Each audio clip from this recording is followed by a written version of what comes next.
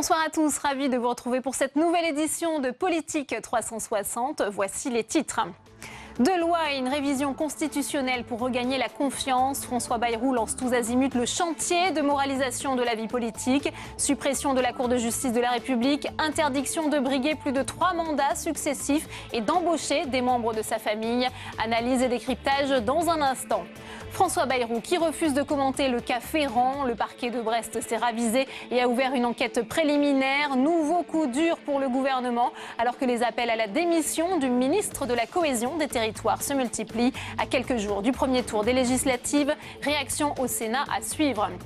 Trump à l'heure du choix sur le climat. Le président américain devrait annoncer sa décision sur l'accord de Paris ce soir à 21h. Il pourrait se retirer de cet accord conclu en 2015 pour limiter les effets de gaz à effet de serre et lutter contre le réchauffement climatique. Mais le peut-il vraiment? Quelles conséquences? Le débat dans cette édition. Et je vous rappelle que vous pouvez réagir à cette émission sur Twitter, le hashtag politique 360. Pour m'accompagner ce soir, Saveria Rojek en direct de la salle des conférences du Sénat. Le multiplex politique et parlementaire, c'est tout de suite.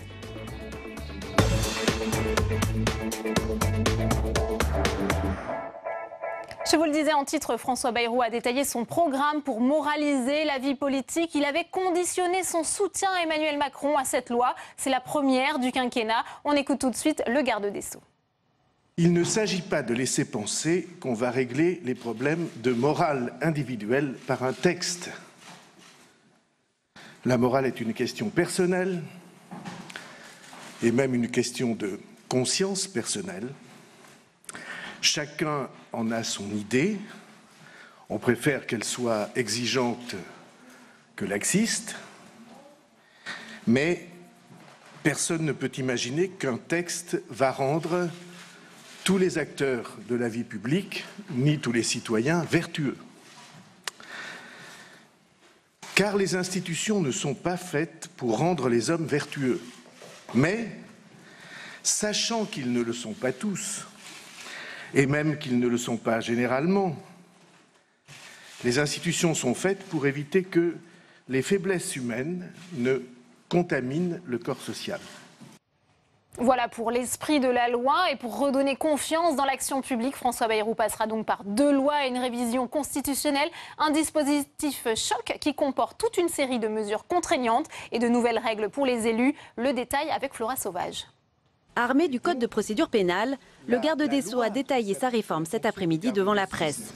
Mettre fin aux privilèges et aux affaires qui gangrènent la vie politique, mais aussi favoriser l'indépendance du parquet, c'est l'ambition du projet de loi de moralisation de la vie publique pour redonner confiance dans notre vie démocratique. Ce que nous voulons, c'est que les règles soient les mêmes, avec les garanties nécessaires pour tous les citoyens, quel que soit leur rôle dans notre vie démocratique. Et pour mettre fin aux privilèges et au régime d'exception, un projet de loi constitutionnelle prévoit la suppression de la Cour de justice de la République et la fin du droit pour les anciens présidents de la République de siéger au Conseil constitutionnel. D'autres mesures concernant les élus seront prises, pas plus de 3 mandats identiques successifs, interdiction des emplois familiaux, les activités de conseil seront encadrées, la réserve parlementaire sera supprimée et sera mis en place le remboursement au réel des frais de mandat. Il s'agit de mettre en place des pratiques et des règles qui préservent les citoyens des abus et leur rendent confiance dans la vie démocratique. Enfin, une refonte du mode de financement de la vie publique va être mise en place avec la création d'une banque de la démocratie qui pourra accorder des prêts aux partis politiques et aux candidats. Autant de mesures qui nécessiteront la convocation du Congrès et la majorité des 2/3 des parlementaires. Et on va tout de suite prendre la direction de la salle des conférences du Sénat où nous attend Saveria Rojek pour une première réaction à la présentation de ces 3 textes. Vous êtes aux côtés du sénateur UDI de Paris, Yves Pozzo-di-Borgo. C'est à vous, Saveria. Absolument. Bonjour Yves Pozzo-di-Borgo. Alors il y a beaucoup de mesures dans cette loi, dans ces lois. Est-ce que vous estimez tout d'abord que cela va assez loin, que ça répond aux attentes de la population sur ces questions?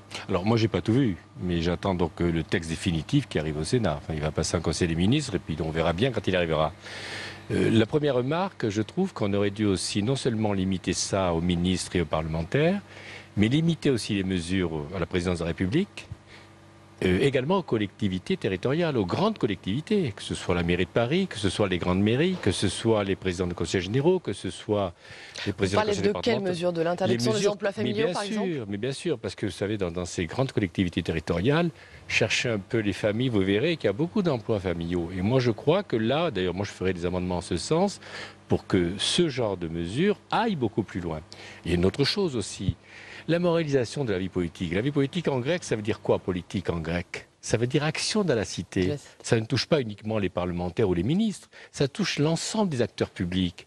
Et les médias, est-ce qu'on ne pourrait pas s'interroger sur le fait que 6-7 personnes en France contrôlent les médias? On vient de vivre une campagne électorale où on a bien vu que les 6 ou 7 personnes qui contrôlent les médias étaient tous pour le même candidat. La moralisation de la vie politique faudrait peut-être qu'on s'interroge là-dessus. Et c'est là où je dis que le texte est bien. On va voir, d'ailleurs, il faut l'étudier, mais il faut aller beaucoup plus loin. Et puis, il faut toucher tout ce qui concerne la vie publique. Parce que ce n'est pas simplement limité aux parlementaires qui ont été la cible dans cette affaire, et ce n'est pas limité aux ministres, c'est pour tout le monde. Très bien. Parlons par exemple d'une mesure à la suppression de la réserve parlementaire. Certains estiment déjà que c'est une mesure qui est scandaleuse, qui est même démagogique. Elle va, en l'occurrence, des milliers d'associations vont en pâtir parce que leur financement Mais c'est ridicule, c'est la fausse bonne idée. Anecdotique. Vous pensez, moi je distribue chaque année 140 000 € à des associations de Paris. Savez-vous, mes opposants à la ville de Paris, qui sont la mairie de Paris, vous savez, la mairie de Paris, moi je suis dans l'opposition. Je distribue 140 000 €. Et savez-vous combien distribue la ville de Paris aux associations? Plus de 250 millions d'euros, sans contrôle. Alors évidemment, il y a le contrôle du Conseil de Paris, mais comme ils sont majoritaires, ils font ce qu'ils veulent. Donc pour vous, toutes ces mesures sont de l'affichage? Cette mesure, je ne dis pas toutes les mesures, il faut attendre. Moi, je n'ai pas le détail des choses. Je dis c'est bien qu'elles soient faites. Je ne conteste pas. Et je pense que le président, comme le ministre de la Justice, ont raison de faire une proposition. Mais je dis qu'il faut réfléchir. Il ne faut pas tomber dans les fausses bonnes idées sur des détails. C'est des détails, tout cela. Par contre, il faut vraiment toucher ce qui est important. C'est, je vous ai dit donc, que les collectivités sur lesquelles il faut aussi s'interroger. C'est également l'affaire des médias. C'est pas normal, si vous voulez, que l'on continue à fonctionner comme ça, avec 6-7 personnes puissent décider de ce qu'elle est. C'est autre chose. Oui, mais c'est pas autre chose. C'est la moralisation de la vie politique. La vie politique, c'est pas limité à la... Les médias ne sont pas des élus, ne sont pas la politique. Mais oui, mais les médias sont aussi des acteurs essentiels de la vie politique. De la vie publique. De la vie publique. Et bien justement, la vie politique, c'est la vie de l'action de la cité. Ne mélangez pas les choses. Il n'y a pas une action civile, une action politique. L'action politique, c'est aussi l'action civile. Il faut de dire, est-ce que vous voterez ce texte? Est-ce que vous voterez ces mesures une fois qu'elles seront présentées? Moi, j'attends d'abord de regarder, d'avoir le détail du texte. Il est trop tôt pour dire ce que je vais faire. Il y a des choses que je trouverai...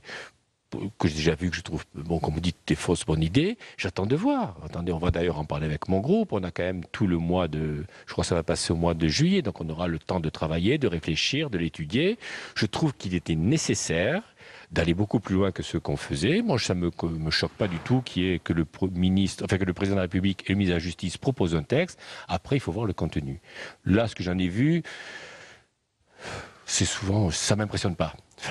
Si on va plus loin, eh bien peut-être qu'on votera le texte, on verra bien. Très bien, merci beaucoup, merci d'avoir répondu à nos questions. Merci. Merci Saveria pour cette première réaction. Tam Tranli nous a rejoint sur ce plateau. Bonsoir Tam, notre chroniqueuse politique et parlementaire. On va donc parler de cette réforme pour la confiance, ça a été rebaptisé comme ça, dans notre vie démocratique. On va s'intéresser plus particulièrement au calendrier. Comment ça se présente, Tam? Alors on va s'intéresser plus particulièrement au calendrier de la réforme constitutionnelle dont l'examen débutera dans quelques semaines à la rentrée et pas des autres projets de loi de cet été. Alors pourquoi? Parce que c'est bien la loi constitutionnelle qui demande de respecter des délais bien précis, d'autant plus que dans ce type de réforme exceptionnelle, eh bien, le gouvernement n'a aucun intérêt à presser le Parlement, il le laisse travailler tranquillement. Alors tout devrait commencer donc à la rentrée, au mois de septembre. François Bayrou doit présenter son texte en Conseil des ministres. Et puis le même jour, c'est possible en tout cas, le texte peut être déposé sur le bureau du Sénat ou de l'Assemblée nationale. Il faut ensuite respecter un délai très précis, exactement 6 semaines avant que le texte soit débattu en séance publique. Au Sénat, par exemple, ça pourrait être à l'Assemblée. Et puis, il faut à nouveau respecter un délai de 4 semaines avant l'examen dans l'autre chambre. Est-ce que ça passe nécessairement par la convocation du Parlement au Congrès à Versailles, Tam? Mais écoutez, il y a 3 possibilités. Soit les 2 chambres sont en désaccord franc et alors tout simplement ça tombe à l'eau. C'est ce qui s'était passé lors de l'examen de la déchéance de nationalité récemment. Soit les deux chambres adoptent directement le texte ou après d'éventuelles navettes dans les mêmes termes, et on peut enchaîner sur le congrès de Versailles réunissant tous les parlementaires, ou bien ce sont les Français qui votent via un référendum. Sachez que sur les 24 révisions constitutionnelles de la Ve République, seulement une est passée par référendum. C'était celle du quinquennat en 2000. Tout à l'heure, le garde des Sceaux a bien dit que c'était le président de la République qui prendrait la décision, mais François Bayrou a dit qu'à titre personnel, il lui trouvait en tout cas beaucoup de qualité à ce référendum et il n'a guère parlé du congrès de Versailles. Est-ce que cette réforme constitutionnelle peut être débattue par le Sénat avant les élections sénatoriales? Elles auront lieu le 24 septembre prochain, puis être votée en congrès après les élections, donc avec des élus différents. Eh bien, ce n'est pas encore tranché. On l'a bien entendu tout à l'heure lors de la conférence de presse. Du point de vue du droit, rien ne l'empêche. L'institution reste, même si la majorité change. En revanche, cela peut poser quelques questions politiques. Il peut être avantageux, d'ailleurs, d'attendre les élections sénatoriales pour réunir les congrès, en imaginant qu'on aurait plus d'élus de la République en marche au Sénat. Il faut dire quand même que le gouvernement a besoin des 3/5 de tous les parlementaires en congrès de Versailles. C'est plus que la majorité simple qui permet à un texte d'être adopté simplement par le Parlement. Inversement, prenons par exemple l'interdiction de cumuler plus de 3 mandats dans le temps. Peut-être que cela peut déplaire à certains parlementaires ou à certains grands électeurs, ce qui pourrait, qui sait, impacter les élections sénatoriales. On se rappelle qu'en 2011, il y avait une réforme très impopulaire auprès des élus locaux, celle du conseiller territorial, réforme de Nicolas Sarkozy. Cela avait peut-être permis à la gauche de gagner quelques voix et peut-être que cela avait même aidé à faire basculer la majorité à l'époque. Bref, le plus simple, c'est peut-être d'attendre tout de même les élections sénatoriales, mais ça veut dire aussi reporter le débat d'un mois. Merci beaucoup, Tam, pour toutes ces précisions. Et l'annonce de ce chantier ambitieux et forcément télescopé par l'affaire Richard Ferrand, elle a pris ce matin un nouveau tournant. Le parquet de Brest a en effet annoncé avoir saisi la police judiciaire sur les pratiques passées du ministre. Une enquête préliminaire est ouverte. Nelson Jetten. C'est un rebondissement de taille. Jusqu'ici, la justice se refusait à traiter le dossier Richard Ferrand. Mais ce matin, le procureur de la République de Brest a visiblement changé d'avis. J'ai décidé de saisir ce jour la direction interrégionale de la police judiciaire de Rennes d'une enquête préliminaire. En déplacement à Lorient ce matin, Emmanuel Macron a décidé de ne pas réagir à cette affaire, alors que François Bayrou, qui annonçait pourtant les contours de la loi sur la moralisation de la vie publique, a botté en touche. Je respecte la décision du parquet et je protège son indépendance. Et donc, c'est cette enquête qu'il faut attendre. Et je ne préjuge pas du résultat de l'enquête. D'autres responsables politiques n'ont quant à eux pas mâché leurs mots. La promesse du président de la République, c'était de bâtir un monde politique nouveau. Et dans l'ADN d'En Marche, il y avait la probité, l'intégrité, l'exemplarité. Cette promesse, elle est morte. Enfin, quand la première décision que vous prenez, c'est une loi de moralisation de la vie politique, dans moralisation, il y a morale. On ne peut pas venir nous expliquer aujourd'hui que les agissements de M. Ferrand sont acceptables. De son côté, Édouard Philippe a affirmé pour la 2e fois de la journée son soutien à son ministre. Aussi longtemps qu'il n'y a pas de mise en examen, il n'y a aucune raison de demander à M. Ferrand de quitter le gouvernement. À 10 jours des législatives, cette affaire vient ternir le début d'un quinquennat qu'Emmanuel Macron voulait exemplaire. Et parmi les mesures annoncées, la suppression de la réserve parlementaire. Cette dotation est dans le collimateur depuis un certain temps, malgré des efforts pour rendre son utilisation moins opaque. Elle ne cesse d'alimenter la polémique. Hasard du calendrier, le Sénat vient de rendre publique son affectation par les élus. Quentin Calmé. C'est un effort de transparence de la Haute Assemblée. Le Sénat a publié en open data sur son site et pour la 3e année consécutive les réserves parlementaires 2016 des sénateurs. Cette dotation décidée par les parlementaires est versée aux collectivités ou à des associations dans leur département. Une enveloppe qui représente 153 000 € par sénateur pour un total de 56,26 millions d'euros pour le Sénat. Priorité pour les élus, le soutien aux petites communes afin de financer l'entretien de la voirie, des travaux d'aménagement ou de restauration du patrimoine. Moi j'ai fait déjà un principe d'aider les communes avec la réserve parlementaire, uniquement les communes, parce que compte tenu des difficultés de financement qu'elles ont aujourd'hui avec la baisse des dotations, et ça continue, d'aider les communes à investir. Ainsi, 81% de ces réserves parlementaires ont servi à financer les investissements de proximité des collectivités locales. Des sénateurs qui ont souvent privilégié leur propre ville lorsqu'ils sont élus. Hubert Falco, maire LR de Toulon, a choisi de verser 149 000 € à sa commune. Quand Bernard Lalande, maire PS de Montendre, a choisi de flécher 122 000 € à sa municipalité. Un fléchage par les élus souvent montré du doigt car suspecté de favoriser le clientélisme, d'où une évolution annoncée aujourd'hui par le garde des Sceaux. Avec la loi de moralisation de la vie publique, la réserve parlementaire pourrait désormais être attribuée de façon collégiale et transparente. Et on ouvre tout de suite le premier débat dans Politique 360.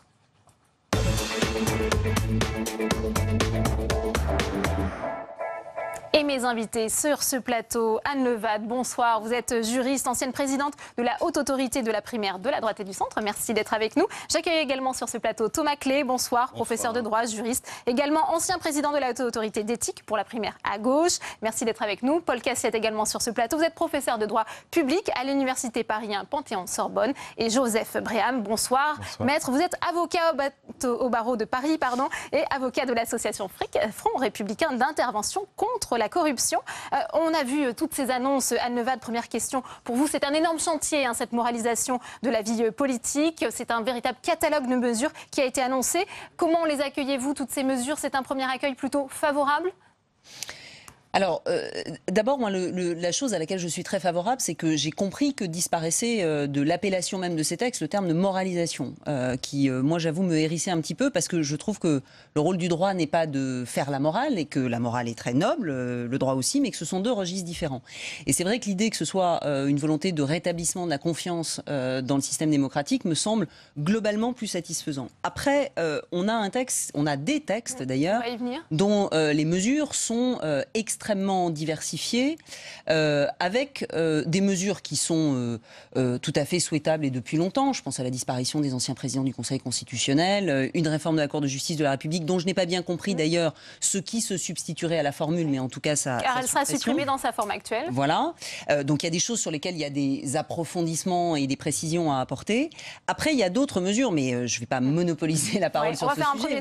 Mais il y a d'autres mesures sur lesquelles, à mon avis, dans le climat dans lequel on est, on n'a pas nécessairement suffisamment mesuré l'impact. Voilà. C'est-à-dire que, je prends un exemple, je ne dis pas que j'y suis défavorable en soi. L'idée d'introduire dans la Constitution l'interdiction du cumul, donc une incompatibilité entre une fonction ministérielle et un mandat exécutif local, tout confondu, est quelque chose de complètement nouveau, là où nous avions déjà une particularité en France depuis 1958, qui était l'interdiction entre le mandat parlementaire et la fonction ministérielle. Je m'interroge en tant que constitutionnaliste sur les incidences que ça peut avoir sur le fonctionnement même du régime. Je ne dis pas que je suis pour ou que je suis contre, je dis juste que ce sont des mesures qui apparaissent de petite envergure, mais qui peuvent, à mon avis, avoir des effets qu'on n'a pas encore complètement appréciés. Alors, avant de venir dans le détail à toutes ces mesures, Joseph Bréham, est-ce que vous pensez que ces mesures qui ont été annoncées sont de nature à empêcher de nouvelles affaires, l'affaire Fillon, l'affaire Ferrand? Comment les accueillez-vous? La première des choses à dire, c'est que je ne pense pas qu'une loi empêche qui que ce soit de violer une loi, justement. Et la meilleure preuve, c'est que je pense que ça fait des années qu'il est interdit de rouler à plus de... Enfin, je prends l'exemple le code de la route le démontre. François Bayrou l'a rappelé lui-même, ça ne va pas rendre les hommes plus vertueux. Tout à fait. Après, est-ce qu'un certain nombre de comportements deviendraient illégaux? Bah oui, d'évidence, ne serait-ce que celui d'embaucher des membres de sa famille. Et je pense qu'effectivement, l'homme rationnel, le politique rationnel, évitera de faire ce genre de choses s'il veut avoir un avenir politique. Donc, dans ce sens-là, oui, bien sûr. Paul Cassia, est-ce que vous souhaitiez, dans une tribune publiée dans Le Monde, que cette loi ne devait pas servir seulement à éteindre l'incendie? Est-ce que là, vous êtes plutôt satisfait dans les premières mesures dont on vient de parler? Ce sont des annonces, il faudra voir le texte qui sera connu dans une quinzaine de jours. Donc ces annonces sont un pas en avant. Des éléments sont à saluer. La suppression de la réserve parlementaire, par exemple, mais il indiquait qu'elle va être remplacée par un fonds. L'interdiction, ça vient d'être évoqué par Anne Levade, du cumul de mandats de la fonction de ministre et de mandat d'exécutif local, mais un ministre pourra toujours être, en tout cas virtuellement, président de parti ou trésorier d'un parti.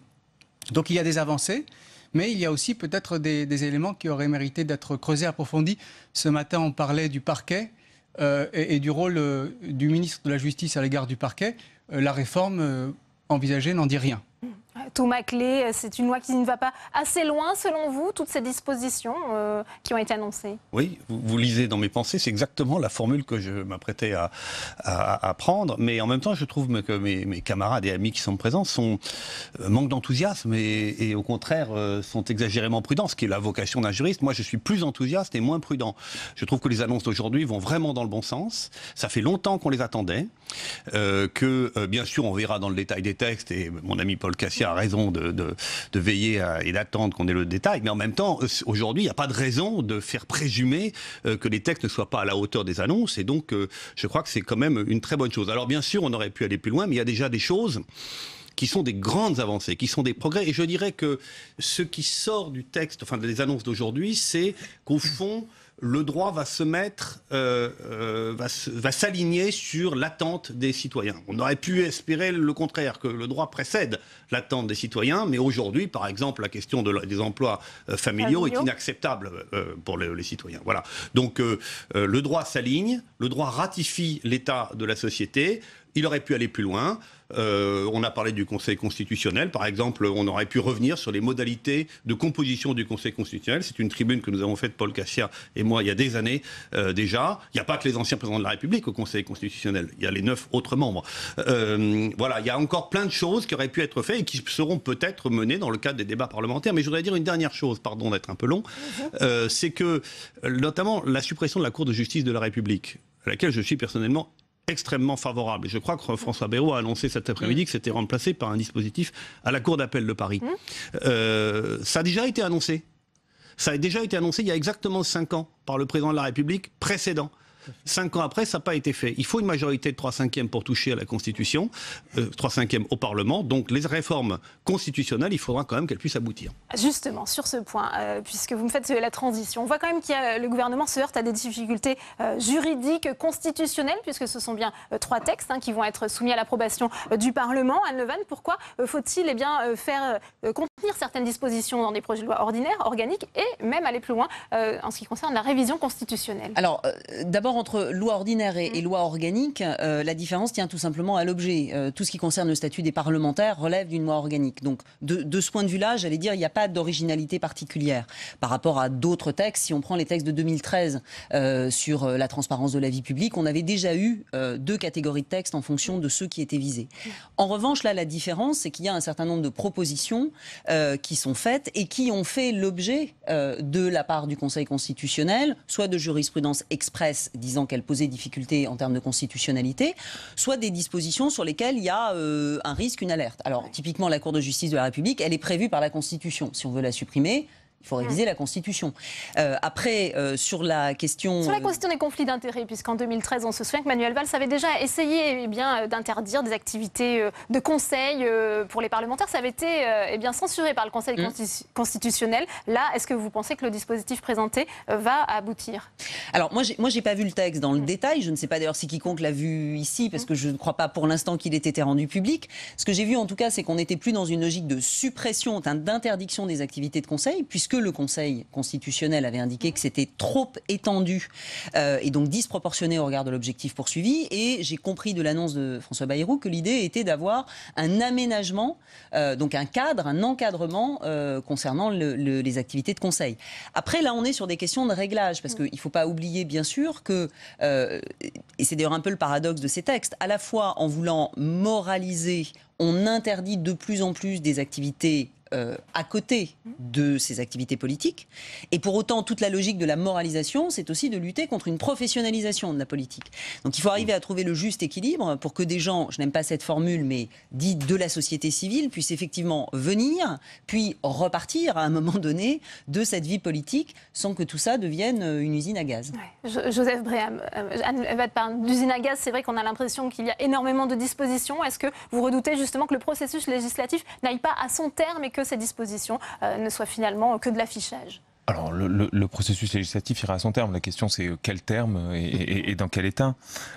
Et en particulier, quand on pense à l'usine à gaz, il y a quelque chose qui est annoncé qui me semble sur le principe une excellente idée. Je vois assez mal comment est-ce que ça pourrait être mené à bien facilement, en tout cas sans de gros et lourds débats. C'est l'idée de la banque de la démocratie. Donc, en gros, pour le financement des partis politiques. Voilà, une banque publique pour financer les partis politiques. J'imagine déjà tel ou tel parti hurler au conflit d'intérêts parce que cette banque serait forcément politisée, justement, parce que telle ou telle personne aurait été nommée. Je trouve l'idée excellente, je vois assez mal comment est-ce que ça va être mené à bien, mais je fais toute confiance, là je vous retrouve, je fais toute confiance au gouvernement pour avoir d'excellentes idées, et je fais aussi toute confiance aux parlementaires d'opposition pour s'y opposer. Sur la révision constitutionnelle, Paul Cassia, on n'a pas très bien compris la position de François Bayrou. Est-ce que ça se fera par référendum? Il a dit que c'était du ressort du président de la République. Est-ce qu'il faudra convoquer le Parlement en congrès à Versailles à la rentrée? Est-ce que vous pouvez nous éclairer? Il faut quand même souligner qu'il y a une grande continuité dans la pensée du garde des Sceaux, puisqu'il y a 5 ans exactement, il était alors candidat à l'élection présidentielle. Il avait proposé que le 10 juin 2012 se tienne un référendum de moralisation de la vie publique, se déroulant le même jour que le premier tour des élections législatives, qui comportait une dizaine de propositions. Donc je crois qu'à titre personnel, il est très attaché à l'idée de référendum, mais le recours au référendum est un choix qu'il appartient au président de la République de suivre ou pas. La révision constitutionnelle peut être faite par la voie parlementaire ou elle peut être soumise à l'approbation du peuple. C'est une décision discrétionnaire du président de la République. Thomas Clé, peut-être sur ce point. Oui, parce que effectivement, d'un point de vue juridique, c'est une décision discrétionnaire du président de la République. D'un point de vue politique, ce qui est compliqué ici d'opter pour la voie parlementaire, c'est que ça va concerner au premier chef les parlementaires eux-mêmes. Donc ils vont être mis en quelque sorte face à une situation qui est quasiment une situation de conflit d'intérêts, si j'osais, je dirais ça, dans laquelle ils vont devoir voter pour abandonner un certain nombre de leurs prérogatives ou de leurs facilités. Si jamais le président de la République sent que ça ne passe pas par la voie parlementaire, il les mettra devant leurs responsabilités et probablement usera de la voie référendaire. Ça sera à ce moment-là un moyen de peser sur le Parlement. Et je note d'ailleurs que parmi les propositions qui avaient été faites dans la campagne électorale qu'on ne retrouve pas aujourd'hui, il y a la question de la diminution du nombre de parlementaires. Alors, ce n'est pas tout à fait le sujet du jour. Encore, ça pourrait y figurer. Là, demander aux parlementaires de voter la diminution de leur nombre, c'est compliqué. Mais, par exemple, Matteo Renzi l'a fait en Italie. Anne Nevade. Oui, je veux juste rappeler, parce que là, il y a une différence procédurale entre la partie révision constitutionnelle et la partie loi organique et loi ordinaire. On pourrait imaginer, si effectivement il y avait un blocage parlementaire, derrière, ça peut avoir des enjeux politiques, c'est un autre problème. Mais d'avoir un référendum direct sur un projet de loi ordinaire ou sur un projet de loi organique. En revanche, pour la révision de la Constitution, c'est absolument exclu. C'est-à-dire que l'article 89 de la Constitution exige, quand bien même à la fin il y a un référendum d'approbation, qu'il y ait d'abord un débat parlementaire sans interruption de la navette. C'est-à-dire qu'il faut impérativement, sur la partie Cour de justice de la République, sur la partie ancien chef de l'État au Conseil constitutionnel, ou la partie cumul entre fonctions exécutives locales et fonctions ministérielles, il faut impérativement que les deux assemblées se mettent d'accord sur les termes. Mais à la majorité simple. Thomas Clé. Bien sûr, et c'est ça qui change. Mais il faut que les termes du texte soient rigoureusement identiques. D'autant ce calendrier parlementaire est percuté par des scrutins législatifs et sénatoriaux. Pour préciser ce que vient de dire Anne Nevade, c'est-à-dire que quand la modification constitutionnelle se fait par la voie du Parlement, c'est-à-dire les deux chambres, c'est la majorité des 3/5. Ensuite. Voilà. Tandis que là, c'est la majorité simple des deux textes. Mais l'accord dans Qu'est-ce qui est chacune moins des chambres risqué politiquement, peut-être? Qu'est-ce qui est le moins risqué politiquement pour l'exécutif, selon vous, Anne Nevade? C'est vrai qu'on navigue à vue, on ne connaît pas encore la composition, ni de l'Assemblée nationale, ni du renouvellement sénatorial. Le moins risqué politiquement, c'est-à-dire entre le référendum et le... Pour faire aboutir ces textes. On a le traumatisme de la déchéance de nationalité. Alors, il y a deux choses. François Hollande avait dû renoncer à réunir le Congrès. Votre question, elle est compliquée parce que politiquement, je crois qu'aucune des voies n'est plus simple que l'autre. Tout simplement parce que... hormis ce que je viens de dire, recourir au référendum pour faire adopter la partie loi organique, loi ordinaire, ça voudrait dire quand même que le gouvernement prendrait le risque de dresser malgré tout le peuple contre les élus, en disant puisque les parlementaires ne veulent pas eux-mêmes se fixer des règles, nous sommes obligés de nous en remettre au peuple. Donc politiquement, ce n'est pas un message facile à porter. En revanche, sur la révision constitutionnelle, si effectivement ils veulent mener les trois textes de front, de toute façon, ils sont obligés de passer par la voie des parlementaires. Donc on voit bien que la fenêtre est effectivement étroite. droite, et c'est là qu'il y a forcément une partie de négociation avec les parlementaires, mais au sens, j'allais dire, où l'entend la démocratie. Ne prenons pas le mot négociation dans le mauvais sens du terme. Paul Cassia, peut-être sur ce point. Ces textes, c'est un point de départ. C'est ce que le gouvernement propose au Parlement. Ils doivent d'abord faire l'objet d'un lissage par le Conseil d'État, qui pourra modifier certaines des propositions qui sont faites, éventuellement en suggérer d'autres, sait-on jamais. Et c'est ensuite aux parlementaires qu'il reviendra de décider du destin de ces textes. On peut souhaiter que les parlementaires ne soient pas simplement la cinquième roue du carrosse et exercent leur fonction qui est celle d'enrichir le texte. Donc on peut souhaiter que cette proposition soit, une fois qu'elle sera à son terme, aille plus loin, aussi bien dans sa partie législative que ordinaire, qu'organique, que constitutionnelle. Donc c'est un point de départ. On ne peut pas savoir ce que les textes deviendront in fine. Alors, je vous propose d'y réécouter, avant de vous donner la parole, Joseph Breham, François Bayrou, cet après-midi. On s'arrête justement sur cette question des mandats successifs qui seront donc limités à 3. On l'écoute tout de suite. Ensuite, prévention des conflits d'intérêts. La loi invitera chaque assemblée à fixer les règles de prévention pour les parlementaires et à tenir à la disposition du public un registre des déports. Vous savez ce que c'est, déport? Au Parlement européen, par exemple, où cette règle est instaurée, à chaque vote, ou à peu près, des élus lèvent la main pour dire « je ne participe pas au vote parce que je suis en conflit d'intérêts ». Alors voilà pour les dispositions qui concernent les conflits d'intérêts. Je vous propose maintenant d'écouter le garde des Sceaux qui nous explique que les parlementaires, mais aussi pour les présidents d'exécutifs locaux, ne pourront plus exercer 3 mandats successivement. On l'écoute. Ils ne pourront pas exercer plus de 3 mandats identiques et successifs de députés, de sénateurs ou de grand exécutif local. En seront exclues les petites communes.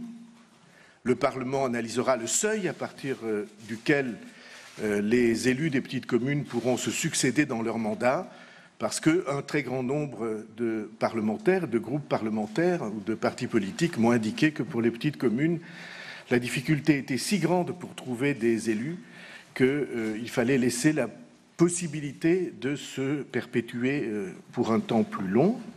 Alors, Joseph Breham, une réaction à ce qu'on vient d'entendre, puisque c'est interdiction de 3 mandats successifs, mais pas 3 mandats identiques. Il le précise après, lors de la conférence de presse. Eh bien, très bien. Ça veut dire que très bien.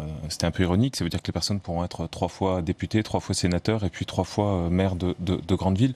Je ne suis pas convaincu qu'il y ait une énorme avancée.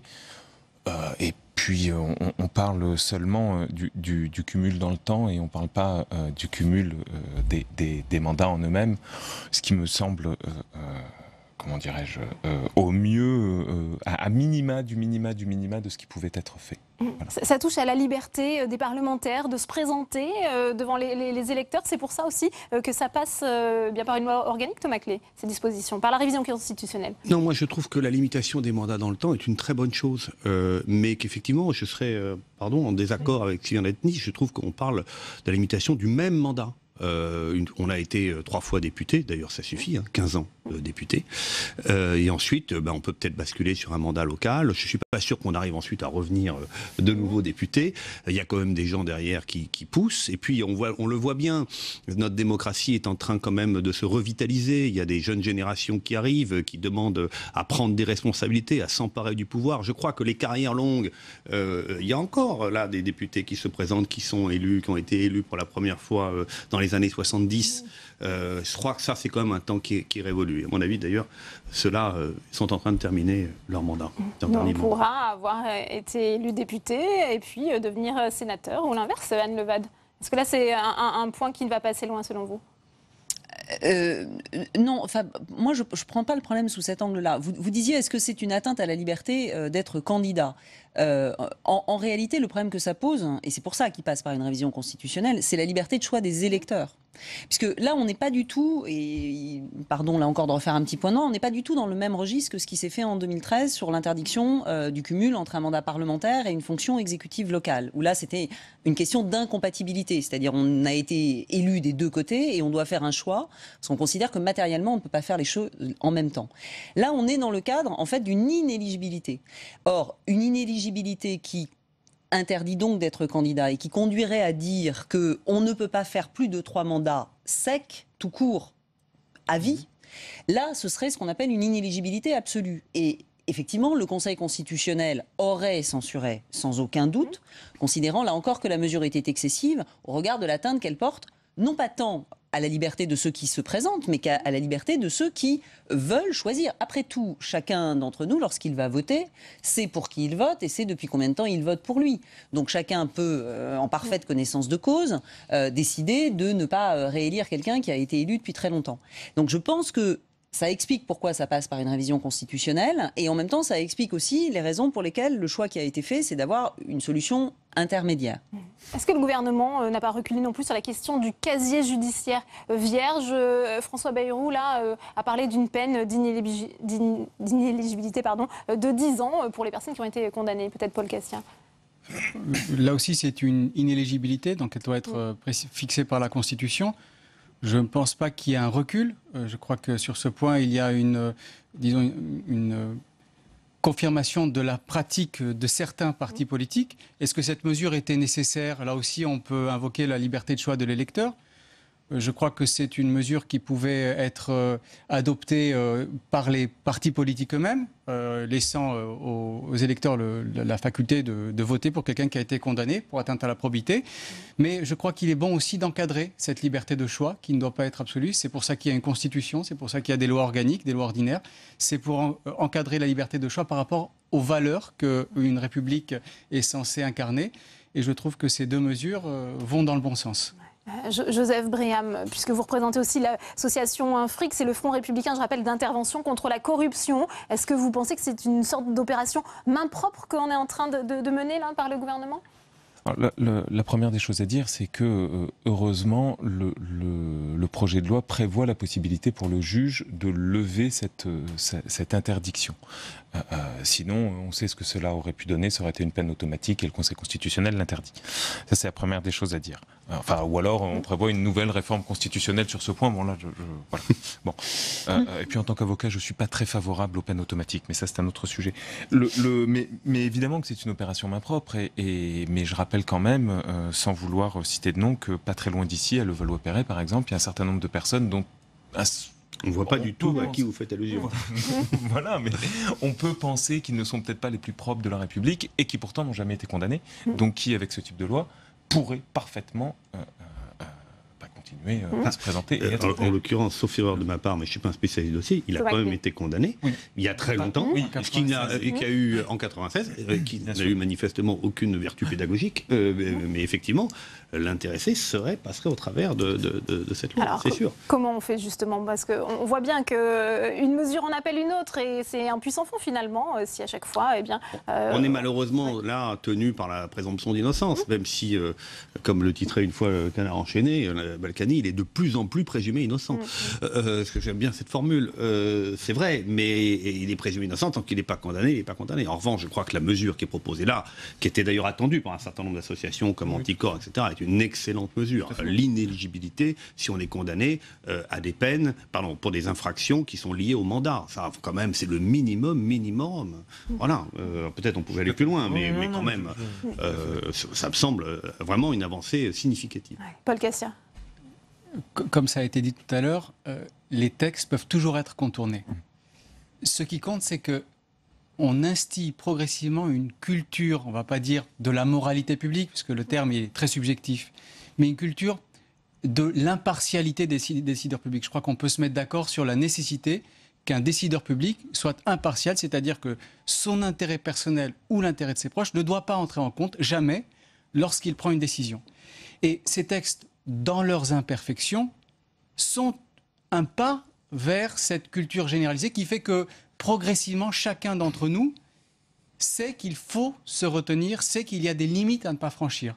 Et c'est ce self-control qui me semble plus important de diffuser que des textes qui, vraisemblablement, ne seront pas appliqués. Ne seront pas appliqués parce qu'il y a très très peu de condamnations pour atteinte à la probité tous les ans par le juge pénal. Mais est-ce qu'on va trop loin dans la transparence selon vous, Anne Levade? On sait que certains parlementaires justement s'inquiètent, alors même si le terme de moralisation n'est plus employé, ils redoutent que la limite entre la sphère privée et publique soit de plus en plus ténue. Alors, moi, je voudrais dire deux choses. Sur la question de la transparence, c'est un outil. Et c'est un outil au service, effectivement, de la restauration d'une confiance dans la démocratie. Et de ce point de vue-là, je pense que c'est un outil extrêmement utile. Quand la transparence devient la fin en soi, ça pose une difficulté, parce que la transparence seule, elle ne sert à rien. C'est-à-dire, si elle ne poursuit pas un objectif qui est identifié, et que donc du coup elle n'est pas calibrée en fonction de l'objectif qu'on poursuit, tout ça n'a pas grand sens. Donc c'est vrai qu'on est là, on est à un moment où on le voit bien, parce qu'il y a eu une multiplication d'affaires, qui en même temps, pourquoi il y a une multiplication d'affaires? À la fois parce qu'évidemment, il y a une presse qui est plus attentive sur ces sujets-là, des associations aussi qui se sont constituées. Il y a aussi une multiplication d'affaires parce qu'on a des instruments qui sont plus efficaces sur ce terrain-là. Pour autant, ces affaires, on en parle beaucoup, mais elles ne sont pas non plus extrêmement nombreuses. De temps en temps, c'est pas désagréable quand même non, mais à l'échelle du nombre d'élus qu'on a dans la République, pas dire non plus qu'on est dans un... Les mesures sont disproportionnées, vous pensez? Climat... Non, c'est pas ce que je dis. Je dis juste que de temps en temps, quand on est dans le moment, j'allais dire, de l'émotion autour de telle ou telle affaire, etc., on exagère un peu la réalité. Il y a des cas. Certains de ces cas sont très graves. Il est parfaitement normal et légitime que des poursuites soient engagées. Pour autant, généraliser des mesures qui seraient excessives, et encore une fois, moi je n'ai pas le contenu et le détail des textes, certaines peuvent le devenir en fonction d'amendements ou ne pas l'être du tout, n'aurait pas de sens au regard de l'objectif poursuivi. Je reprends l'exemple du droit pénal. J'entends bien le mouvement toute personne qui a été condamnée, ça n'est pas possible qu'il se présente à une élection de la République. Je rappelle juste que le problème... Une infraction en rapport avec le mandat. C'est comme moi que depuis quelques semaines, on est passé au-delà de ça, c'est-à-dire que en rapport avec le mandat. toute infraction pourrait conduire à quelque chose qui devrait interdire d'être candidat. Le garde des Sceaux, pardon, l'a bien dit. Mais je parle du climat. Et je dis juste, il faut raison garder sur ces affaires-là. Je rappelle aussi, et là il ne s'agit pas de protéger les politiques, mais que le droit pénal a un sens. Qu'en matière pénale, ce n'est pas l'avocat qui me contredira, quand on est condamné et qu'ensuite on a purgé sa peine, qu'elle soit assortie par exemple d'une peine d'inéligibilité d'une certaine durée ou autre registre, d'une interdiction par exemple d'exercer des activités commerciales ou que sais-je encore, il est normal qu'une fois que la peine a cessé, on ne se retrouve pas dans la situation de ne plus pouvoir rien faire jusqu'à la fin de ses jours. Donc tout ça, c'est une question d'équilibre et juste, j'aimerais que parce que les mesures n'apparaîtraient pas ou seraient présentées comme n'étant pas suffisantes, on ne considère pas qu'on est resté au milieu du gué. Je pense que tout ça doit se faire dans un contexte auquel il faut être attentif. Joseph Bréhamé, ensuite Thomas Clé. La première chose que je voudrais dire, c'est que de ce que j'ai compris, on parle d'une inéligibilité de 10 ans. Absolument. Ce qui justement borne dans le temps et ce qui permet la rédemption ou une amnistie de fait. Rédemption, c'était peut-être un peu fort. Mais et ce qui justement pour moi, limite et empêche toute dérive absolue, etc. etc. Bon. La deuxième chose, c'est que le principe qui est posé, c'est que il y aurait une inéligibilité et ce serait donc au juge de justifier son absence d'inéligibilité. C'est un petit peu le principe des peines planchées tel qu'il avait été mis en place. Pour se regarder, bien évidemment. Ce que je veux dire, c'est que par principe, il y a cette inéligibilité au juge de justifier.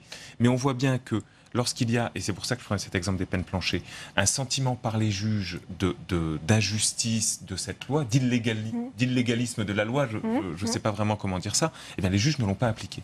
Eh bien, on peut faire confiance, ou peut appliquer, ou mal appliquer. On peut faire confiance aux magistrats français s'ils estiment que cette peine d'inéligibilité ne se justifie pas, pour ne pas l'appliquer. Thomas Clé, on arrive bientôt au terme de ce débat. On a vu le garde des Sceaux changer l'intitulé de ce texte. On ne parle plus de moralisation, mais d'un texte pour redonner confiance dans la vie démocratique. Est-ce que vous pensez que les dispositions dont on a parlé, pas toutes, parce qu'il y en a énormément, vont permettre justement aux Français d'avoir un peu plus de confiance envers les politiques, envers l'action publique ? Je l'espère. Encore une fois, pardon de répéter ce que je disais au tout début, je considère que le texte est un bon texte, mais c'est un texte quasiment forcé. C'est-à-dire qu'il y a une attente des citoyens qui a contraint le politique à arriver à un texte comme celui-ci.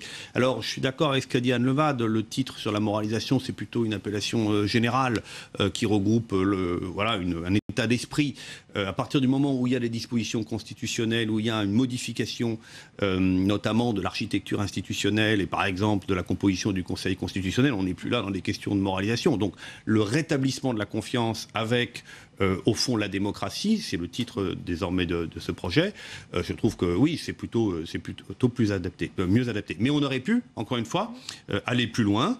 On aurait pu s'intéresser à l'immunité, par exemple. Pourquoi on ne s'est pas intéressé à l'immunité des parlementaires, à l'immunité du président de la République? Ça, c'est un texte qui, à mon avis, l'immunité est une des choses qui est la moins bien comprise par les citoyens. Et on en a des exemples dans le passé. Je vous rappelle que le président Chirac a été jugé 25 ans après les faits parce qu'il a bénéficié d'une immunité pendant sa période de présidence pour des faits qui n'avaient rien à voir avec sa période de présidence. Ou plus exactement, pour des faits qui lui avaient permis d'accéder à la présidence. Donc là, ça fait partie des choses qui auraient pu être décidées. Paul Cassia proposait dans sa tribune hier dans Le Monde de réfléchir par exemple à la nomination au tour extérieur. Alors c'est un peu technique, pardon, mais ça intéresse beaucoup l'appareil d'État, au Conseil d'État et à la Cour des comptes de personnalités dont on ne sait pas très bien ce qu'elles y font. Arnaud Klarsfeld a été nommé en 2005 au Conseil d'État. Est-ce que la jurisprudence proposée par Arnaud Klarsfeld a marqué les esprits des juristes publicistes? Je me retourne là vers mes deux collègues. Bref, il y avait encore plein de choses à faire. Et on aura l'occasion de vous réinviter pour parler des oublis. Merci Thomas Clé, merci beaucoup Anne Levade, merci à vous Joseph Braham, merci Paul Cassia d'avoir accepté de débattre sur ce texte de moralisation qui doit donner à nouveau confiance envers la vie politique. Une réaction cette fois au micro de Saveria Rojek avec la sénatrice Les Républicains Joëlle Garriaud-Maylam. C'est à vous Saveria. Bonjour Joëlle Garriaud-Maylam. Bonsoir. Bonsoir. Alors on connaît désormais le contenu de cette loi pour la confiance dans l'action publique. Il y a beaucoup de mesures. Est-ce que vous estimez que ces lois vont assez loin? Écoutez, c'est un petit progrès, mais d'une part, on ne décrète pas la confiance. Ce n'est pas avec une loi qu'on crée la confiance, comme le titre de cette loi voudrait le faire croire.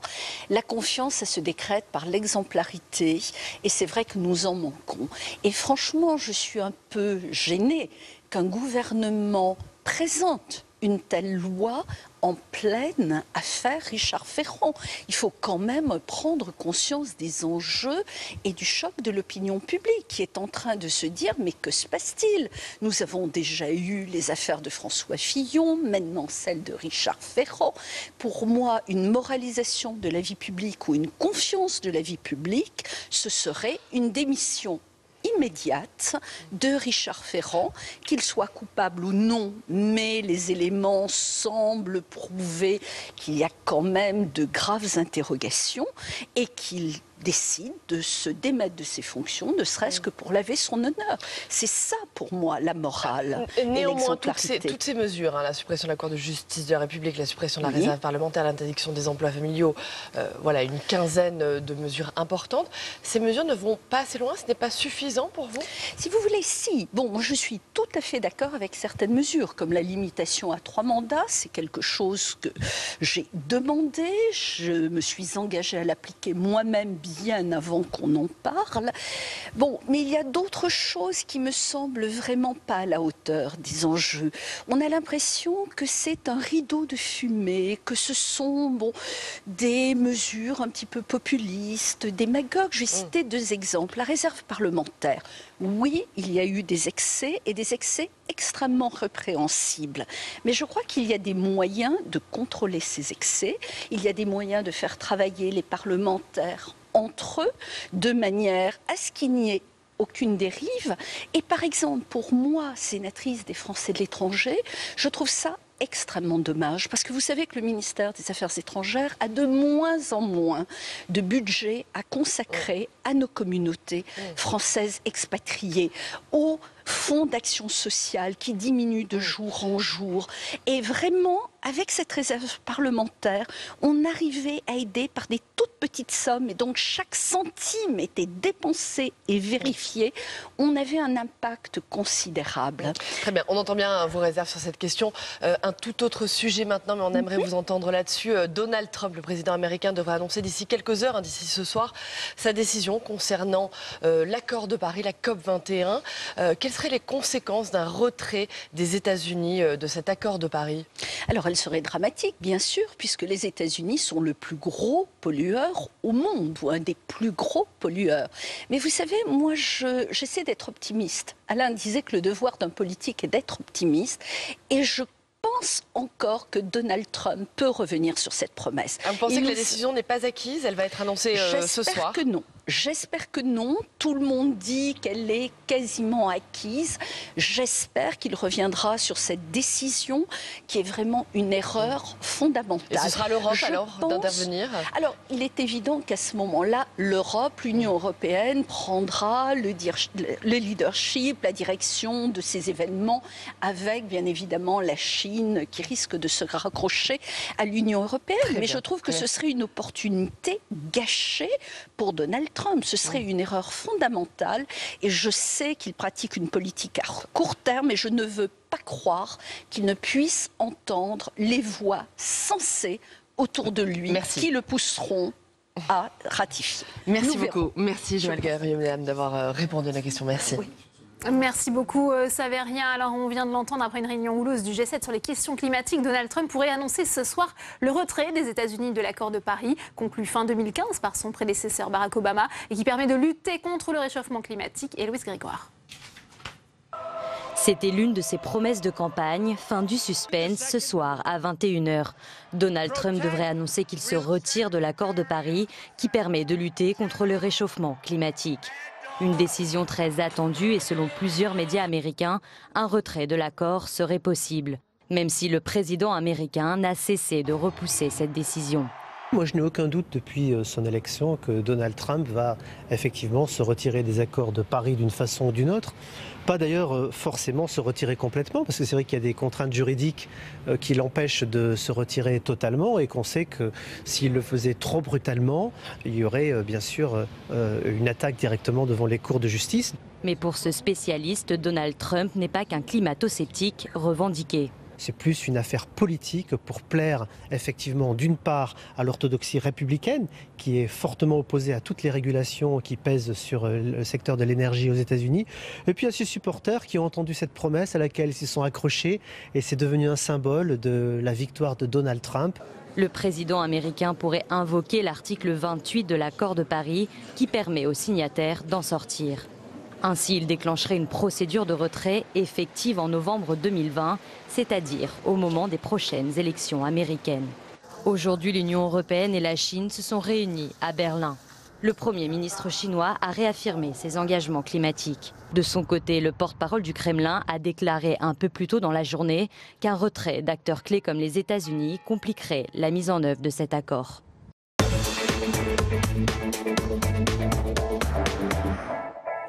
Et on ouvre le second débat de Politique 360 avec mes invités sur ce plateau. Fabienne Keller, bonsoir, sénateur LR du Bas-Rhin, merci d'être avec nous. Arnaud Gossement également sur ce plateau, bonsoir, vous êtes avocat, docteur en droit, spécialiste du droit de l'environnement. J'accueille également Sébastien Treyer, bonsoir, vous êtes le directeur des programmes de l'Institut du développement durable et des relations internationales, l'IDRI, merci d'être avec nous. Jean-Baptiste Velu, bonsoir, maître de conférence à l'Université Sorbonne Nouvelle, vous êtes spécialiste des États-Unis. Fabienne Keller, c'est un très mauvais signal si Donald Trump confirme ce soir le désengagement des États-Unis de cet accord conclu lors de la COP21. Comment réagissez-vous? Bien sûr, ce serait un très mauvais signal pour la planète entière. C'est quand même un pays développé qui peut se donner les moyens d'essayer de contrôler ses émissions.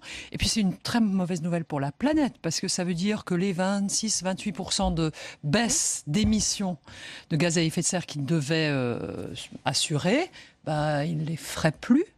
Or, les États-Unis sont un très très gros émetteur. Par personne, ils émettent 2 fois plus que les Européens. Ils ont un mode de vie, un mode de consommation qui est beaucoup plus énergivore. Donc le fait qu'ils commencent à à avoir une économie plus sobre, à réfléchir à ces questions est important. Arnaud Gosselin, est-ce qu'on peut se désengager facilement de cet accord ? Facilement, non. Il y a plusieurs options. La première, c'est ne rien faire, c'est-à-dire rester dans l'accord de Paris puis ne rien faire. Ce serait à la limite la pire. La deuxième, ça serait de dénoncer l'accord de Paris, mais ça prendra du temps, 4 ans à peu près. Donc c'est probablement le prochain président des États-Unis ou Donald Trump qui fait un deuxième mandat qui serait amené à prendre véritablement la décision. Il peut aussi sortir de la Convention de 1992, ça suppose un vote au Sénat, c'est très peu probable.